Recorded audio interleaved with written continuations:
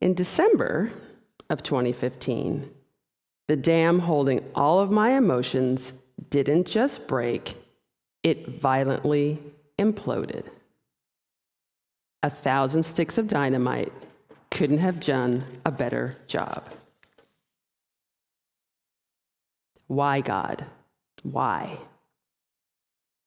I do my best to be a good person. I meditate. I pray. I read New Thought books. I seek the counsel of others. I share my abundance. I practice forgiveness. I try so hard. And I follow and wholeheartedly believe in the spiritual principles taught in places just like this, just like in Unity of Marin, where we are perfect expressions of God and we are divinely guided in every way and that we have all the tools we need to live a happy and fulfilling life. Yet still I cried out, why is all of this happening to me?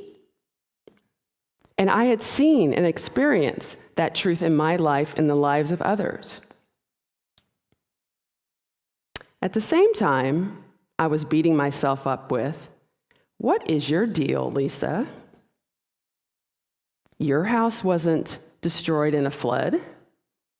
There's no terminal medical diagnosis in your family. Other people have lost spouses of 30, 40, 50 years and gone on with their lives. All of those things are horrible, but you have clothing, resources, roof over your head, transportation, so why can't you pull it together?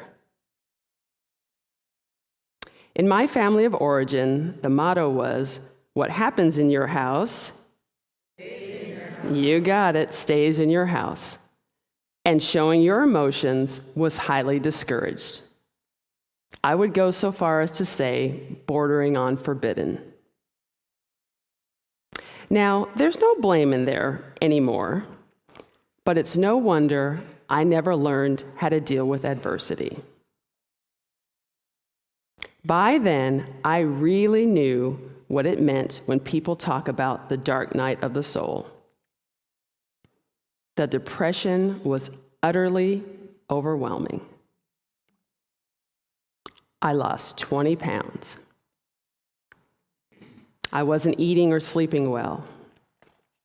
I was crying all the time, and sometimes I could hardly hold it together for more than a few minutes at a time. And I was trying really, really hard to hide all of this from my kids. Soon, my inner dialogue went something like this. Lysa, you can't do anything right. Why did you think some man would stick around to love you? You're a horrible mother. You're not smart enough. This all hurts too much to get out of it this time. So let's just be done with it, because you're not serving any purpose here anyway. Oddly enough, there was one sliver of light, a small sliver of light.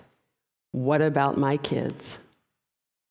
I had seen what departures of your own volition do to those you leave behind, and I just knew that I couldn't do that to them. Well, great. Now the box, in which I already thought I was closed in, squeezed in so tightly that I was completely immobile, paralyzed by fear, and hopeless. Now, it might be a little bit presumptuous of me, but judging by the looks on your faces and all the air that got sucked out of the room, you're probably thinking, oh my God, I feel worse than I did before she started talking. She said she had some good news, so when is she going to get to that? Well, maybe you haven't been listening. And in your defense, I wasn't listening at first either. All of that, every tear, every disappointment, every panic attack, all of it was the good news. I was just too caught up in my humanity to see it. In the book Radical Forgiveness by Colin Tipping, any of you who've read the book, you'll resonate with what I'm getting ready to say, but if you haven't, I highly recommend you get this book, Radical Forgiveness by Colin Tipping. And he says that in the world of divine truth, the human experience is meant to be an emotional one. So the extent to which we deny our feelings is the extent to which we deny our purpose for being here. Life is not random, he says.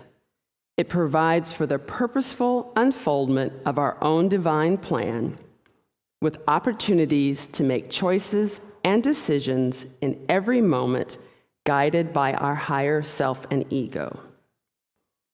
Situations that appear to be the worst that could actually befall us may hold the key to our healing something deep within us that keeps us from being happy and prevents our growth.